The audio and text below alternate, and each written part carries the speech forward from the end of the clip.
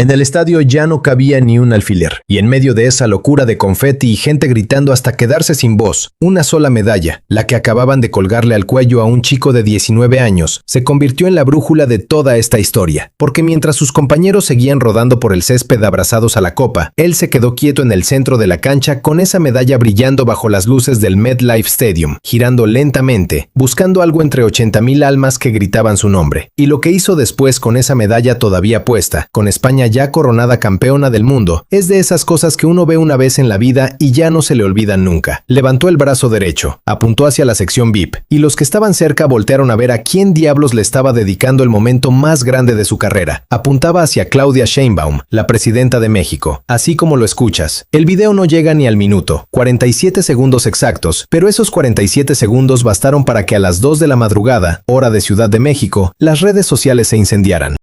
2 horas después, ya sumaba 12 millones de reproducciones. Para el lunes a media mañana, esa imagen estaba en las portadas deportivas de 4 continentes distintos, y todo el planeta se hacía la misma pregunta. ¿Por qué? Con la Copa del Mundo a unos metros y su familia entera celebrando, ¿Yamal decidió buscar justo a ella? Para entender esa medalla y ese dedo señalando, hay que entenderlo. Primero hay que entender lo que México construyó durante 5 semanas, que van a quedar marcadas en la historia de este deporte. España se llevó la copa oficial, sí, esa la reconoce todo mundo. Pero hubo otra copa, una que nadie va a disputar jamás, y esa se quedó guardada bajo llave en territorio mexicano, la Copa de la Hospitalidad, la de lograr que 32 selecciones con sus hinchadas delirantes se sintieran en casa estando a miles de kilómetros de la suya. La parte que todos vieron por televisión fue la logística pura, 5 partidos en el Estadio Azteca, 80,000 personas vibrando cada noche, un mundial de 48 selecciones repartido en 3 países funcionando como reloj suizo, en una ciudad de más de 20 millones de habitantes.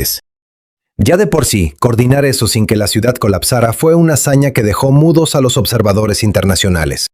Pero la verdadera razón de todo esto, la que de verdad explica por qué Yamal buscó esos ojos en la tribuna, tiene nombre propio: Irán. Cuando la selección iraní aterrizó en Norteamérica, el ambiente diplomático entre su país y Estados Unidos era un campo minado. Restricciones de movimiento, bloqueos para el cuerpo técnico, un cancillería iraní denunciando públicamente un trato humillante en las aduanas estadounidenses. El torneo estaba a punto de mancharse de la peor manera posible. Y en medio de esa tensión que se podía masticar, México levantó la mano y ofreció algo que nunca antes se había visto en la historia moderna de este deporte. Le abrió las puertas de Tijuana a la selección iraní para que la usara como base permanente. Sin peros, sin trabas. Los jugadores iraníes entrenaban en suelo mexicano, dormían en hoteles mexicanos, comían comida mexicana y solo cruzaban la frontera los días de partido. Y ahí pasó algo hermoso. La gente de Tijuana, con esa calidez que a los mexicanos nos sobra, los adoptó como si fueran de la familia. Familias enteras se aparecían en los entrenamientos. La raza los paraba en la calle para un abrazo, para una foto, para hacerles sentir que ahí no eran el enemigo de nadie. Cuando Irán quedó eliminado, la afición mexicana les armó una despedida de aplausos y su propio capitán soltó unas palabras que todavía ponen la piel de gallina. Dijo que el nivel de hospitalidad había sido de otro mundo, que se había creado un lazo irrompible con la gente mexicana. La Federación iraní lo remató con una frase que le dio la vuelta al planeta. Se iban físicamente, pero sus almas se quedaban en México.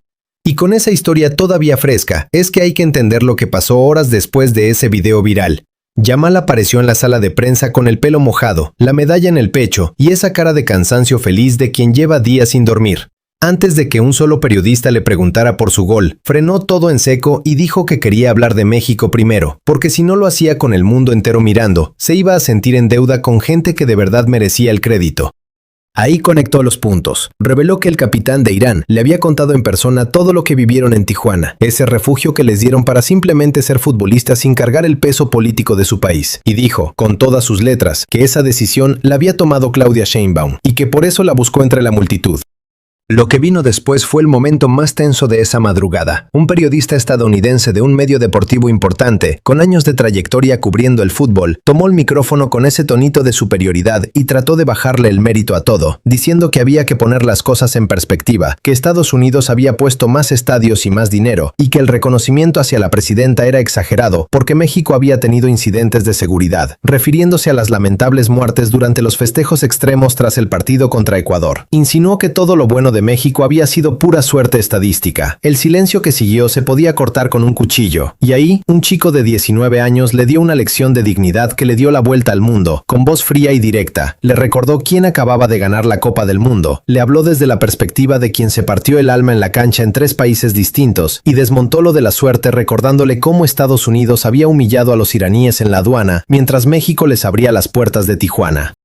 Sobre la tragedia, no se escondió. Dijo que cualquier festejo de millones de personas conlleva riesgos, pero que la diferencia estaba en que la presidenta mexicana salió de inmediato a dar la cara, a coordinar los rescates y a asumir su responsabilidad. Algo que en otros lados, y la indirecta quedó clarísima, se prefiere tapar. Al amanecer, la reacción fue en cadena. La Federación iraní sacó un comunicado agradeciendo a México por abrazarlos cuando otros le cerraron la puerta en la cara. En Corea del Sur, que ya venía arrastrando un cariño especial con nosotros desde el Mundial pasado, la gente replicó el abrazo mexicano bailando con sombreros de charro y adoptando a nuestra selección como propia, aunque los hubiéramos eliminado en fase de grupos. Hasta el jugador español que se llevó el premio individual del torneo salió a respaldar cada palabra de Yamal. Y para cerrar, cuando todo el mundo esperaba un comunicado largo y protocolario de la presidencia, Claudia Sheinbaum solo subió una foto, el Azteca de noche, retumbando de verde, sin una sola palabra en la imagen. Bajó a los comentarios y escribió apenas 4 palabras que hicieron estallar al país entero. Gracias por vernos. Esa medalla que Yamal llevaba al cuello esa madrugada no apuntaba hacia un trofeo ni hacia una tribuna cualquiera. Apuntaba hacia una decisión, hacia una frontera abierta en Tijuana, hacia un pueblo entero que abrazó a extraños como si fueran familia. Y uno se queda pensando si en el fondo no es eso, más que cualquier marcador, lo que de verdad se recuerda de un mundial. ¿Ustedes qué creen? ¿La hospitalidad de un pueblo puede pesar más que la copa que se lleva a casa el campeón?